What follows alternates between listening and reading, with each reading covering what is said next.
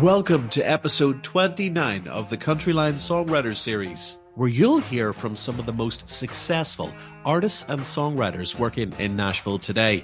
Country music is all about storytelling, and this is where you'll discover the stories from the people themselves of how they managed to find their way into such a competitive industry and rise to the top, what motivates and inspires them, and what they've learnt along the way. The CountryLine Songwriter Series. So Wade, you've just released your 10th album called Flyin, and there's such a diverse range of different sounds coming through on this project. You know, everything from more old-fashioned, I would say, traditional honky-tonk to sparse, impactful ballads. There's even a bit of classic rock influence. I want to ask you about a few standout songs as far as I'm concerned. Anyway, let's start with the lead single, Raining on Me. So that was a co-write with Randy Montana, and the first thing I picked up on was, I'm guessing this was inspired by the Eagles. I know these guys were a pretty big influence on yourself, particularly when you were first learning to play guitar.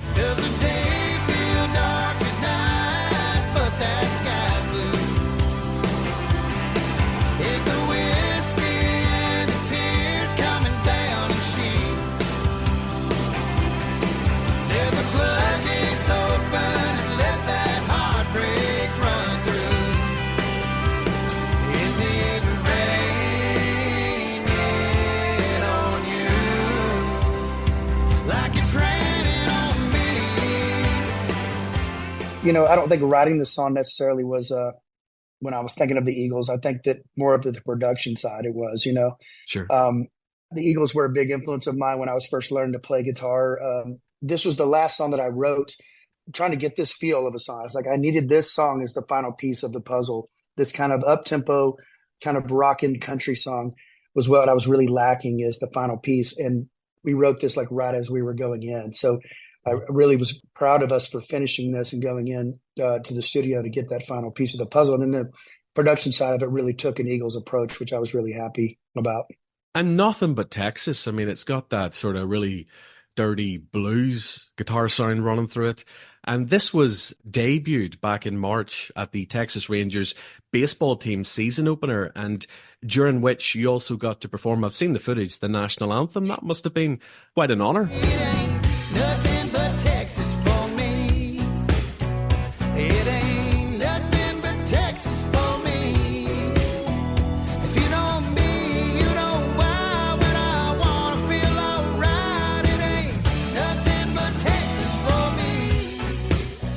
It was the ultimate honor for me. I mean, I'm a huge Rangers fan, and the last year was so much fun for me and for all of us Rangers fans. You know, I mean, go back to 2011 and the years, you know, around that time was really fun for us, but it was also very frustrating. We were, you know, so close to winning and we didn't. And to finally pull through and win the championship last year was so much fun, you know, to come through this year and then for them to call me and say, you know, here's my favorite team. Would you like to sing the national anthem on opening day when we're going to, you know, reveal the banner and we're going to have the trophy there. And, you know, the teams are going to be, you know, lined up down first base and third base line and it's going to be on ESPN. I mean, it's just, I'm a huge sports fan, so I still can't believe, honestly, that it happened. It was the ultimate dream come true. I was so nervous because, you know, I don't think I get more nervous than anything doing the national anthem. That's the most nerve-wracking thing there is to me. But I was like, I can't pass this up. This is a huge opportunity. And then them debuting the song Nothing But Texas in the stadium, I was like, man, this song has never sounded better to me than right now. This sounds amazing. And Someone Else Now, that came out of, it was a writing retreat with Heather Morgan and Eric Pasley.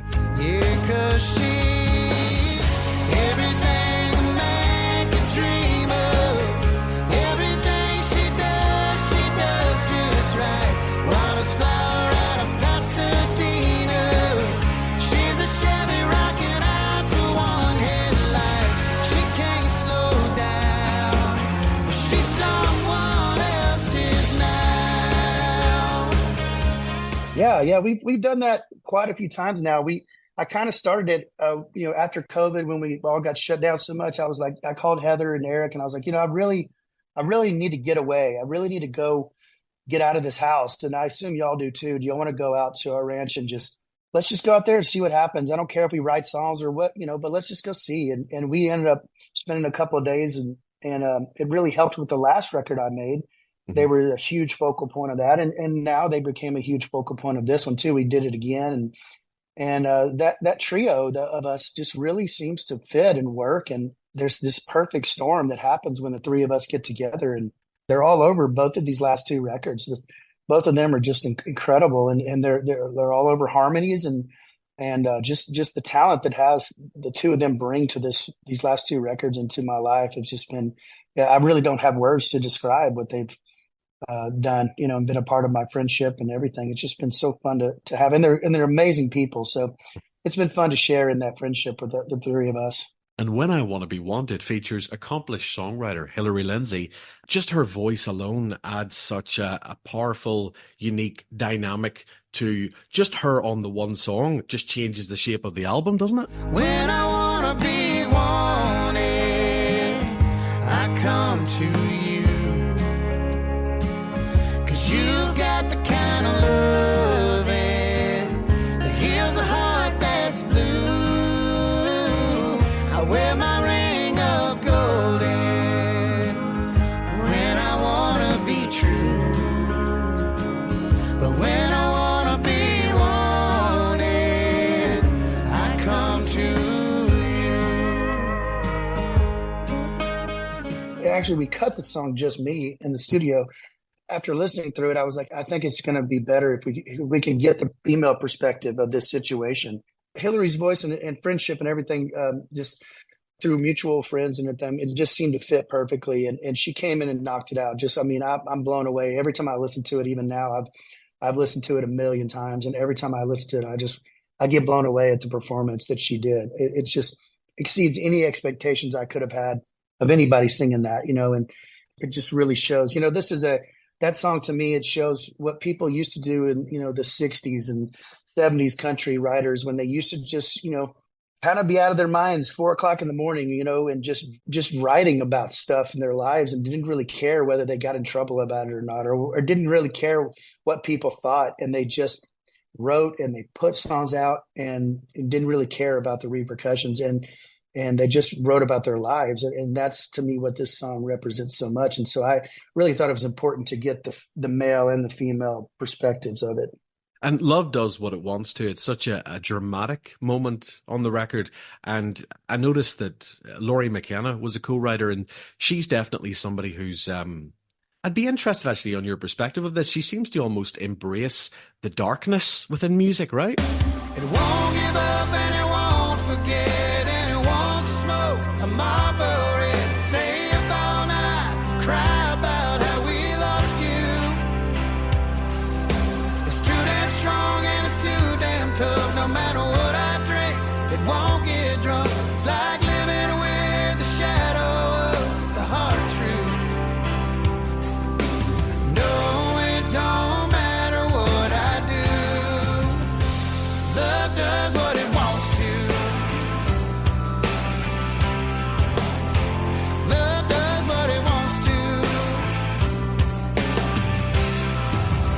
I think that's why she and I get along writing so well, is because we both, as friends, we're both very positive, uplifting people, but I think we embrace the dark side of writing. We're not afraid to go there. And she's not afraid to take my quirky little ideas and run with them. A lot of people are, a lot of people are like, I don't know. I don't really see what you're talking about there.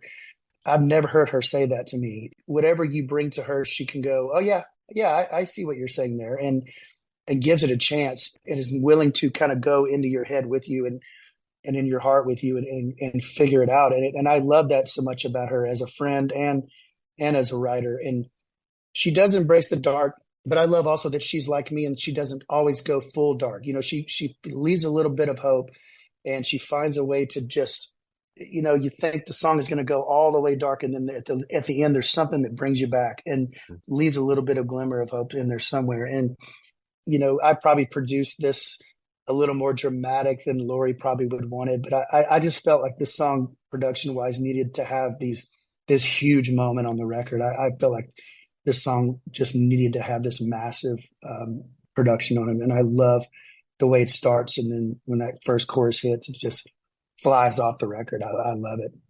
I have to say, I think my favorite on it is Mary Jane. reminding me of the likes of, John Mayer and some of Kip Moore's stuff too. Written by Chase Bryant and John Randall. Tell me about that one. Can I dance with you, Mary Jane? Watch you spin in the pouring rain. Slide you off that old bar stool. Don't wanna do what the other boys do. They're all trying to take you home. Get you drunk, get you all alone. There's only one thing I'm dying to know. Can I dance with you, Mary Jane? Can I dance with you, Mary Jane? Yeah, they sent me this song. Chase and I have become friends over the last couple of years, and I've been friends with John for, gosh, I don't know how long time. And Chase sent me this song, and I just absolutely fell in love with it. It sounded like an anthem to me. When I heard it, I go, oh my gosh, anybody who hears this, you want to hear it over and over and over again, and it makes you want to sing it over and over again. And to me, that's the quality of a hit song, right? I mean, that's what people want to hear. I mean, I just found myself singing it immediately over and over again. It's easy on the ears. The simplicity of it is what makes it brilliant to me. And it's so sweet, but it's also very sexy. And there's not a woman out there in the world who hears this that wouldn't fall in love with it. Mm-hmm. At the same time, there's not a man who hears this that wouldn't think, man, I wish I could say that to a woman. That's the perfect way to say things. I just really think it's a beautiful, beautiful song. And I just fell in love with it from the moment I heard it. And I don't cut a whole lot of outside songs. I love to write, and I am a songwriter first. And so, for me to cut an outside song, it takes a lot. I guess that shows how much I love the song. I've heard you talk about in more recent times maybe feeling less pressure for an album to have a cohesive sound. How much of that do you think comes from maybe the change in the way that people now consume music, and you struggle to find somebody who seems to have the attention span for an album, which is a wee bit sad, but also is there an element too that, as somebody who's been out doing this for over 20 years now, you've built that loyal fan base. With that comes a confidence. And then, as you've mentioned, when you're producing now, you have full creative control. I think there is an overall confidence now with me with this record more than I've ever had. I think you hear that in this project. And I do think that there was a little bit of that confidence carried into what you're talking about, knowing that I had the freedom to kind of do more with this record, knowing that people, unfortunately, like you said, are not going to not focus on them listening to the project from start to finish, knowing that they were probably going to pick and choose how they listen to it, because that's just what people do nowadays.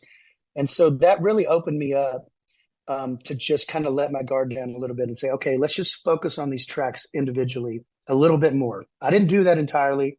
I'm still, old school. I still love to focus on the albums because I believe in the albums. I believe in the effect of the album being cohesive. And I do think this album is cohesive. I still think they all lend a hand to each other. But I also believe that if someone chooses to skip around or just listen to bits and pieces, it's a perfect record for them as well. So I think it's a record that can live in both worlds. And that's something that I really take a lot of pride in with this project, is kind of a foot in both worlds. And I love that. And so it really did open me up because it took off the chains. It took off the handcuffs. I could produce every track almost individually to a point. And I think you hear that. I think you hear that in the project. And it's something that I when I look back and hearing the record again, when I finished it and got it mastered, I was like, man, you can hear that. What makes it stand out, what makes it so engaging is there's a real unique, now it's a phrase that's overused and thrown around, but there's a genuine live energy across these 12 songs. And, it's so funny to me how many times you'll speak to an artist and they go, I headed into the studio and it was a real goal of mine to capture a live energy. And 9 times out of 10, you'll see flashes of that on an album, but rarely do you get that energy across the whole project. As a producer, what's the secret sauce? I mean, is it the musicians you use? Is it having live instrumentation? Is it the quality of the recording process? I don't know. That's the beauty of the studio, is you just capture moments, right? I mean, if we knew, we would all follow that, right? That's the beauty of music. And that's also the catch-22 of music. And it comes down to the perfect storm of songs, musicians, lyrics, making sure that I sing it right, making sure that everyone's in the right headspace. You have to have all these moments happen right at the same time. And, you can really mess that up. You can also capture it really great. I mean, you really have to just make sure as a producer that you do your best to try to create these magical moments as best you can. And hopefully you capture them. Hopefully you get them on the recording. Right. Hmm. And you just try to do the best job of getting them. And it's not always a guarantee. And that's kind of the beauty of being a producer and being a songwriter or being an artist is you're not always sure you're going to get it. And Hmm. sometimes you got to go back and try again. And I don't really know how you do that. This one, I've been telling everybody, I believe the albums speak to us more than we create them. I believe these albums are living, breathing things, and they just come alive and speak to us. They form themselves more than we really form them. And I think they just come alive and talk to me, and that's the way I've always just kind of. I don't try to force them. I don't try to grab them by the shoulders and no, you're going this way. I just try to let the magic happen, and as long as it's not going into some hip hop world or something, I try to just let it speak to me. And as long as it feels right and it feels good to all of us in the studio or in the moment, when you let your guard down and just let some magic happen and run with the moments, I believe that's really important as a producer and as an artist. And I think that's where the magic can really happen. And I think we did that in this project. I think you hear it. The energy is the word I keep using. Hmm. There is an energy in this record that I've never had. And I can hear it when we're playing it live. I've heard it from the moment I got it finished. I was like, wow, there is really something special here. And that's not bragging at all. That's not me being an ego guy at all. I'm saying that in the fact that I've probably been, maybe a little boring on the other records. I don't know, but I feel so good about what's happening in this project. It feels really, really good to hear. And I'm proud of what we did. Your reputation as a live performer is second to none, and you've paid your dues. You've played thousands of shows. You're touring right now in the States. I think you're performing tonight in Utah. What's the chances we're going to get to see you over here in the near future on the stage? Before 2020, we were starting to make, yearly runs over there. It was definitely a part of our routine, is I guess, however you say it. Everything just got shook up, right? Obviously, all over the world. So we got thrown into a whirlwind. So hopefully we'll get back to that because I really miss it. I loved coming over there and I loved playing and miss it. I miss the crowds. And I bragged to everybody how amazing everybody is and how genuine the listening is. And Hmm. I miss it. So hopefully we can get back very, very soon. We're still in this craziness to me of just trying to figure the mess out of 2020. 4 years later, we're still trying to figure it out. So hopefully we will. I'm seeing a lot of people coming over there, and I'm jealous. I'm like, man, I need to get it together and get over there. So Can I ask you about your Bowen Family Foundation? Because this thing has raised now over $6 million for children and families in, I believe, Waco, Texas. You must be as proud of that as the music, but also, what was the motivation to start the foundation? I just love giving back. I mean, I watched. I'm a kid that watched my dad. I pulled up in his work truck to Salvation Army, and he would hand me a closed check that I didn't even know how much it was written, and he'd hand it to me, and he'd tell me to go in and give it to the front desk and don't tell him who it's from, and Okay. just give it to him. He never took credit for it. That was the kind of dad that he still is. He doesn't want credit. He just wanted to give to those in need. I love doing what we do. I love, we've always tried to raise money for those foundations out there that really, organizations that are really doing the work. We raise the money, but we're just giving to those foundations, to charities that really do the work. Mhm. And that's our motto. Anything involving children or families, we try to raise money and give grants out to those that are really out there keeping people alive literally every day. And so my sister Jill runs the foundation. My mom and dad are heavily involved. My two other sisters are involved when they can be. And it's a family affair and we love it. The feeling that we get from raising the money, the feeling we get from giving out the money yearly is just, it goes above and beyond anything I could ever do on a personal level or a career level. It just, you know, makes me cry every year, so that's a good feeling. The CountryLine Songwriter Series. More episodes from this series are available on the CountryLine app and website, or just search for the CountryLine Songwriter Series wherever you normally get your podcasts.